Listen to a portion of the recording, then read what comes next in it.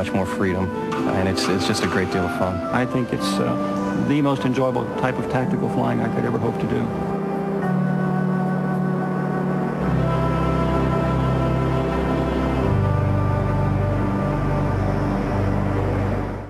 Hello, I'm Patrick Cox, founder of Taxmasters.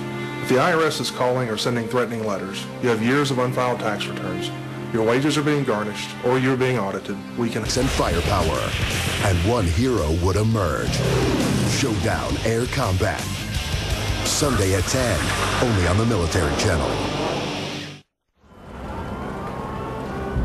In January 1973, the Fairchild Republic Corporation unveiled the airplane the Air Force and the Army desperately wanted, the A-10 Thunderbolt II.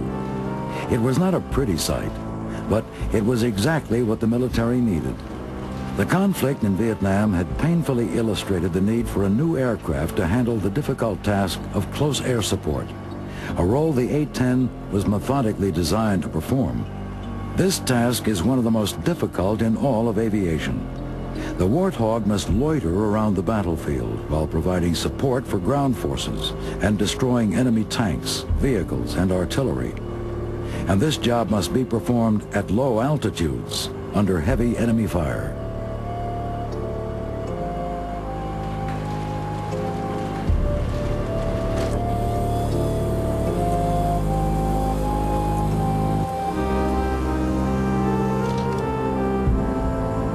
That's why this airplane is so ugly. This airplane is optimized to perform the close air support mission. It's designed to fly slower than most. Slower because it's necessary to keep the good guys and the bad guys in sight if you're going to deliver ordnance in close proximity to those good guys.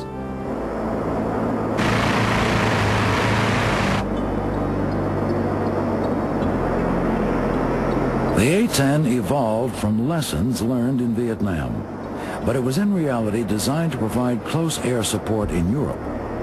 The A-10, with its tank-killing ability, stood as an integral part of NATO's strategy to match the threat of Soviet tanks, which stood poised to storm across Germany.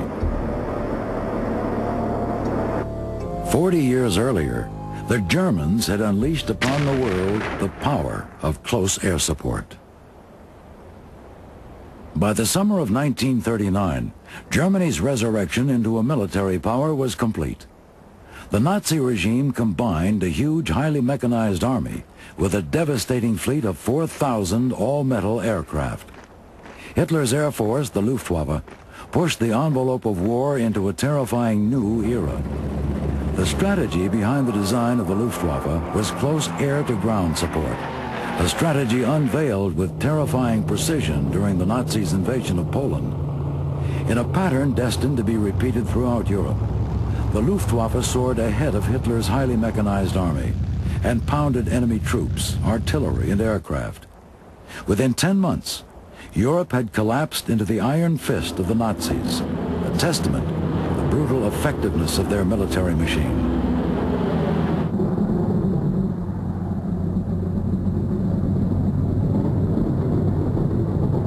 In the wake of the German victories and the emerging threat from Japan, American airplane manufacturers began designing and manufacturing airplanes at an extraordinary rate. Of all the American fighters from World War II, one simply stands alone: Republic's P-47 Thunderbolt. More than 15,600 P-47s were manufactured, more than any other Allied fighter from World War II.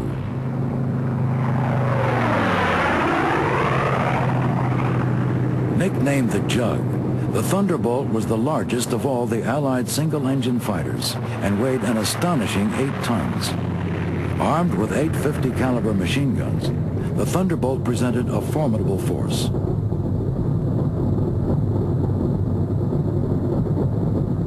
Driven by a 13-foot propeller and a 2,300 horsepower Pratt & Whitney engine, the P-47 was the fastest U.S. fighter and could reach speeds of 428 miles per hour.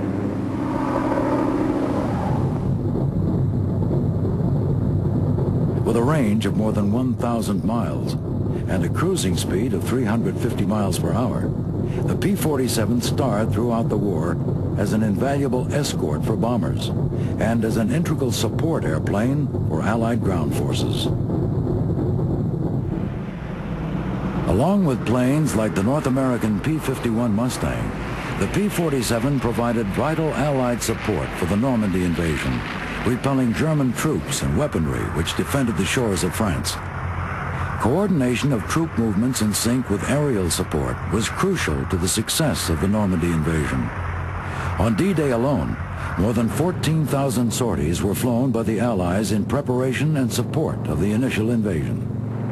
The Allies learned the lesson of close air support quickly, and the legendary P-47 Thunderbolt helped bring the Allies victory in Europe and in the Pacific. After World War II, and in the wake of the tremendous success of the original Thunderbolt, the Republic Corporation began developing the lineage of jet airplanes which led to the Warthog. Republic's first F-84 Thunderjets were straight-wing jet airplanes which were armed with 6.50 caliber machine guns, had a range of nearly 1,500 miles, and a maximum speed of 620 miles per hour.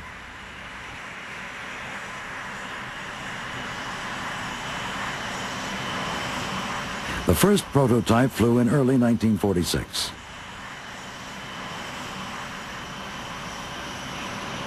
These F-84s were the original Hogs, nicknamed as such because on hot days, the airplane would often struggle to get off the ground and would sometimes tip over, leaving their stout noses rooted in the mud. Thus, the first Hog was born. All told, more than 3,300 of the original Hogs were built, serving throughout the 1950s and into the 60s.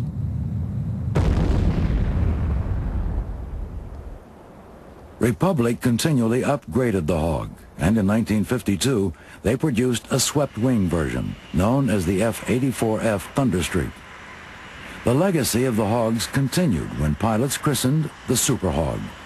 The Super Hog, capable of a speed of 685 miles per hour and a range of 1,650 miles, soon developed into an integral member of the U.S. Air Force. It could carry a variety of rockets and bombs, and Republic built more than 2,700 Super Hogs. The F-105 Thunder Chief, introduced in 1956, demonstrated that Republic was not going to rest easy after the success of the F-84. And it did not take long for the F-105 to be given a Hog name of its own.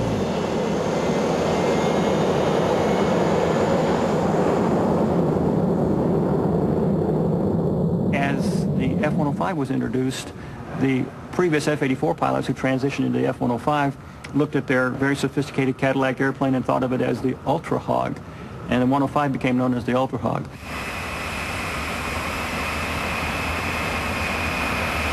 Capable of speeds in excess of 1,200 miles per hour and a range of 2,000 miles, the Ultra Hog demonstrated the rapid evolution of the jet from an imperfect machine to a sleek vehicle with power, range, and firepower.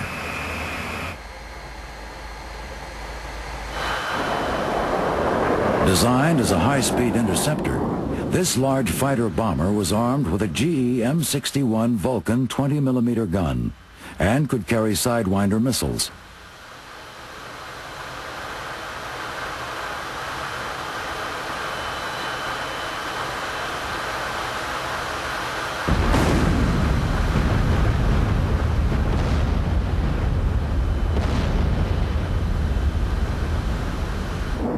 The Ultra Hog could also carry nuclear warheads in its bomb bay, and ultimately, nearly 900 F-105s were built.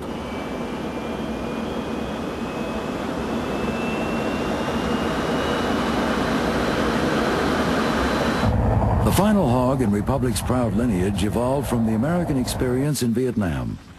The war fought against a desperate and determined people in a climate brutally hostile to man and machine, pushed both to their limits.